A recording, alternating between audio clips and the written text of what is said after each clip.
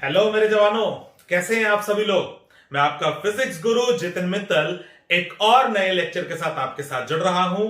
आज का टॉपिक हमारा होगा रियल एंड अपैरेंट डेप्थ। बहुत इंटरेस्टिंग और इंपॉर्टेंट टॉपिक, छोटा सा टॉपिक। तो पहले हम समझेंगे क्या है और फिर उसके कुछ न्यूमेरिकल्स करेंगे। तो आइए शुरू करते हैं।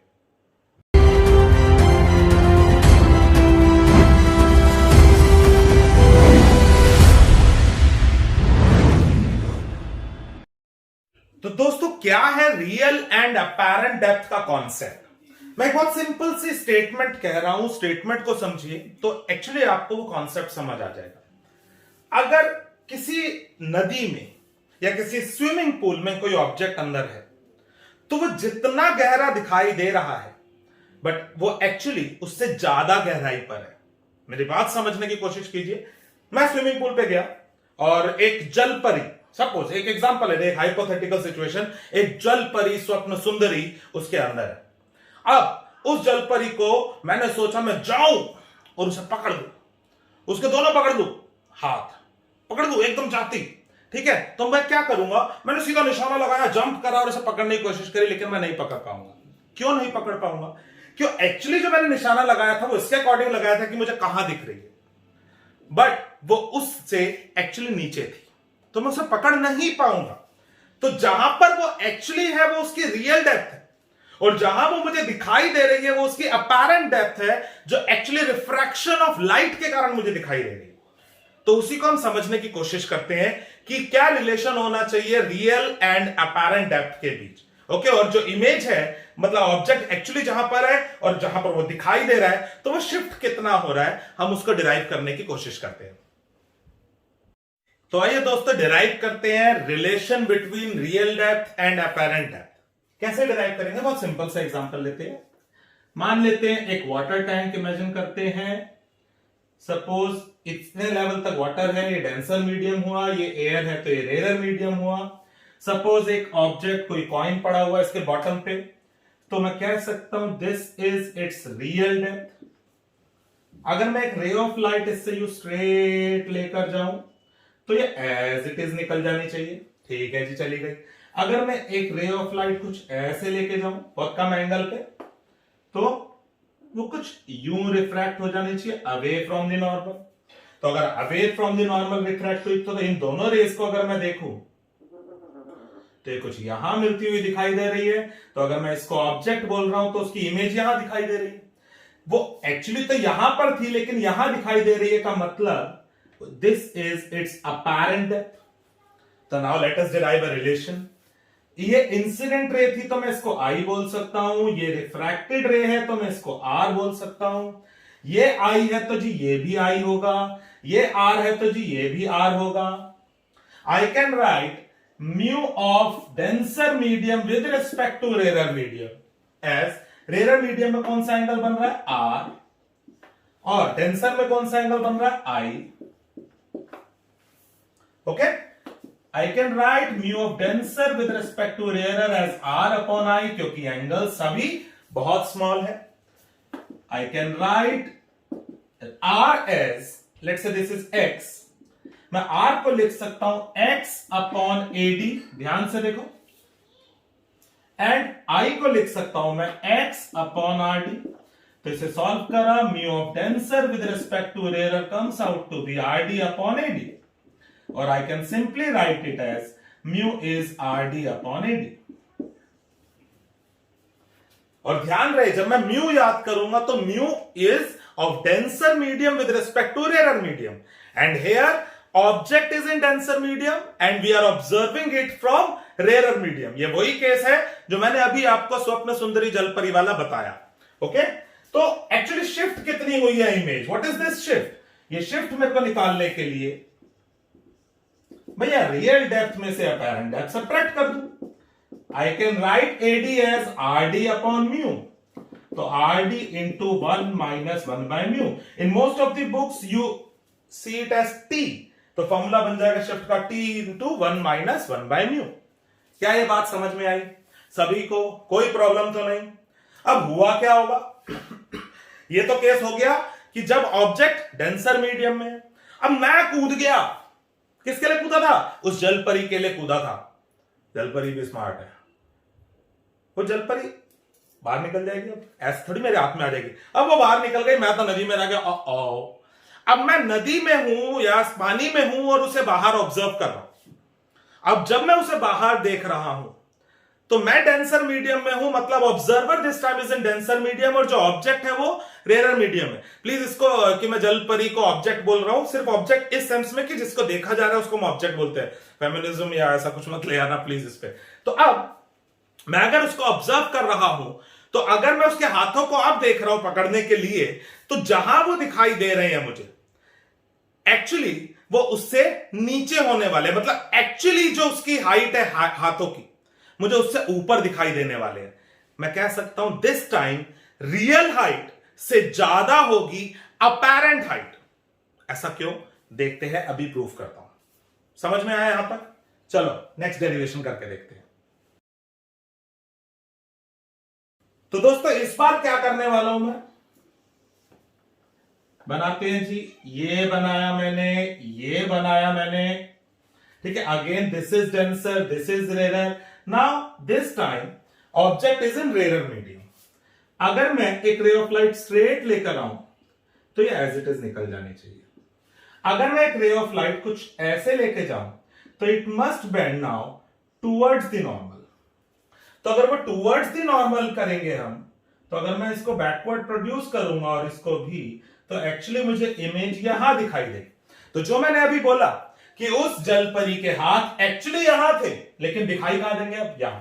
मैं कह सकता हूं this is now real height and this is apparent height. इस फिगर में ये इंसिडेंट रे था, ये मेरे पास नॉर्मल था, this is i, this is r. तो इस फिगर के अकॉर्डिंग ये आर हो गया और ये ऑल्टरनेट एंगल आई हो गया। मैं सब कुछ सेम तरीके से करूंगा। Mu of denser medium with respect to rare medium is, rare में कौन सा एंगल बन रहा है इस बार, आई।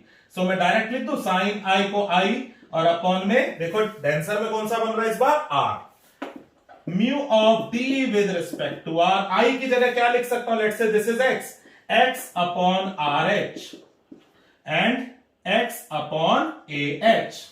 ध्यान से देखो, so mu is A H upon R H. साफ पता लग रहा है इस बार अपैरेंट हाइट रियल हाइट से ज्यादा है, डायग्राम से भी और फॉर्मूले से भी। मैं हमेशा बच्चों को यही एडवाइस करूंगा कि हमेशा आप formula mu of denser with respect to rarer ही याद रखो। ओके नाउ अगर इस समय मेरे को शिफ्ट निकालना हो तो shift is what, it's apparent height minus real height. Apparent height की जगह मैं क्या रख सकता हूं, म्यू आर एच, तो इट्स म्यू माइनस 1। तो इतनी ऊपर एक्चुअली वो दिखाई देगी। आई होप आपको real depth and apparent depth का कॉन्सेप्ट समझ आया हो। एक जलपरी को थैंक यू बोल देते हैं कि उसने हमें समझा दिया। अब कुछ न्यूमेरिकल्स इसके करके देखते हैं ताकि हमारे पास इस टॉपिक पे कॉन्फिडेंस भी बन जाए। आइए शुरू करते हैं पहला न्यूमेरिकल। तो क्या है दोस्तों पहला न्यूमेरिकल हमारा, a tank is filled with water to a height of 12.5 centimetre. अच्छा जी, भर देते हैं। एक टैंक है जिसमें वाटर 12.5 सेंटीमीटर की हाइट तक भरा हुआ है। ओके जी। Apparent depth of a needle lying at the bottom of the tank is measured by a microscope to be 9.4 centimetre. एक माइक्रोस्कोप की हेल्प से हमने एक नीडल जो बॉटम में पड़ा हुआ है उसकी अपैरेंट डेप्थ मेजर करी, जो हमारे पास कितनी आई, 9.4 सेंटीमीटर। कह रहा what is the refractive index of water, this is water, this is air. तो हमें पता है mu of denser with respect to rare is real depth upon apparent depth, and यही हमें फाइंड करना। डन। आगे कह रहा है now water is replaced by liquid of refractive index 1.63। अब वाटर की जगह को लिक्विड रख दिया जिसका रिफ्रैक्टिव इंडेक्स आपको दे दिया, mu of liquid with respect to air is given as this, up to the same height, और इसी हाइट तक भर दिया लिक्विड को। By what distance would the microscope have to be move to focus on the needle again. कह रहा है अभी पहले तो यहां दिख रही थी, अब जब लिक्विड भर दिया तब ये ऑब्जेक्ट की इमेज कहां दिख रही होगी वो अगर निकाल लो, लेट्स से यहां दिख रही होगी तो मुझे इतना माइक्रोस्कोप को मूव करना पड़ा होगा, यहां दिख रही होगी कहीं तो इतना माइक्रोस्कोप को अप या डाउन में निकाल सकता हूं। तो जरा चेक करते हैं पहले कि अगर जब लिक्विड मैंने डाल दिया तो मेरे पास नाउ न्यू अपैरेंट डेप्थ क्या होना चाहिए। I can write it as real depth upon apparent depth. AD comes out to be 12.5 upon 1.63। ये 9.4 से तो कुछ कम आने वाला है, देखो ध्यान से, है ना, कुछ 7-8 के करीब आने वाला है। मैं कैलकुलेट नहीं कर रहा टोटल। तो इसका मतलब है पहले अगर ये 9.4 पे दिखाई दे रहा था डेप्थ पे, तो अब ये कुछ यहां दिखाई दे रहा होगा। तो शिफ्ट कितना करना पड़ेगा मुझे माइक्रोस्कोप को। 9.4 पे पहले दिखाई दे रहा था और अब कितने पे दिखाई दे रहा है, जो भी ये वैल्यू आई होगी कैलकुलेशंस कर लो। कॉन्सेप्ट समझ में आया, पहला न्यूमेरिकल फॉर्मूला अप्लाई करने का तरीका पता लगा है। तो चलो आओ दूसरा न्यूमेरिकल देखते हैं। एक छोटी सी पिन है जी, टेबल के टॉप पे फिक्स कर रखी है और उसको 50 सेंटीमीटर ऊपर से ऑब्जर्व किया जा रहा है। By what distance would the pin appear to be raised if it is viewed from the same point through a 15 centimeter thick glass slab? एक ग्लास स्लैब हमने रख दिया 15 सेंटीमीटर थिकनेस वाला, अभी भी यहीं से ही ऑब्जर्व कर रहे हो। कह रहा अब बताओ कि ये नीडल एक्चुअली आपको कितना रेज्ड दिखाई देगी। तो एक तरह से आपको शिफ्ट निकालना है। तो मेन बात क्या है बच्चे, रिफ्रैक्शन की वजह से रियल एंड अपैरेंट डेप्थ होता है। अपीयर जो होता है वो रिफ्रैक्शन कितने हिस्से में हो रहा होगा, सिर्फ इसकी वजह से। तो आपको इसको सोचना ही नहीं है। Now real depth is 15 centimetre. Refractive index of glass with respect to air is given as 1.5। तो मैं म्यू को real depth upon apparent depth लिख दूंगा। तो 15 upon AD is equal to 1.5। AD मेरे पास 10 सेंटीमीटर आ जाएगा, मतलब कि वो एक्चुअली यहां से 10 सेंटीमीटर पे दिखाई दे रहा है। तो शिफ्ट कितना हुआ मेरे बच्चे, 15 minus 10 is equal to 5 centimetre. ठीक है। सो जो पूछा था उसने मुझसे, क्या पूछा था कि by what distance it the pin appear to be raised by 5 centimetre. Does the answer depend upon on the location of the glass. कह रहा अगर मैं यहां पर ना रख के यहां कहीं बीच में रख देता तो क्या आंसर लोकेशन पे डिपेंड करेगा ग्लास स्लैब की? नो, क्योंकि रिफ्रैक्शन उतने ही हिस्से में होने वाला है 15 सेंटीमीटर में। बाकी 35 सेंटीमीटर में जो एयर है वहां उसकी वजह से कोई शिफ्टिंग नहीं आने वाली। एंड दिस टी अगर मैं इसकी जगह कोई और थिकनेस की ग्लास स्लैब लाके रख देता तो मेरा आंसर जरूर चेंज हो जाता, क्योंकि ध्यान से देखो तो ये रियल डेप्थ बदल जाता। अगर ये आरडी बदल जाता तो मेरे पास एडी की वैल्यू अलग आ जाती।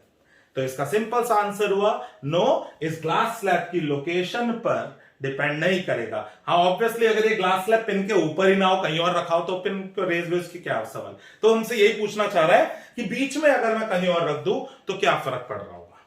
कोई फर्क नहीं पड़ेगा। करें अगला सवाल, चलो। एक मछली है प्यारी सी नूनू मुन्नू सी, वो 30 सेंटीमीटर डेप्थ पर पड़ी हुई है below the surface of water. Okay जी, ये सरफेस ऑफ वाटर हो गया। यहां मछली है 30 सेंटीमीटर नीचे पड़ी हुई है। कह रहा है बताओ what will be the distance between the fish and its image. Fish और उसकी इमेज के बीच का डिस्टेंस आपको निकालना है। छोड़ दो तुम्हारे लिए। रिफ्रैक्टिव इंडेक्स गिवन है वाटर का, mu of water with respect to air is 4/3। Real depth पता है, अपैरेंट डेप्थ निकाल लोगे। अपैरेंट डेप्थ आ जाएगा तो रियल डेप्थ में से अपैरेंट डेप्थ घटा दोगे, शिफ्ट आ जाएगा। कर लोगे? कर लोगे? कर लेना बे, मैं नहीं कराना। चलो अगला और लास्ट सवाल देखते हैं। An air bubble in a glass slab, mu दे रखा है आपको। एक ग्लास स्लैब है जिसका म्यू गिवन है आपको, obviously with respect to air होगा 1.5।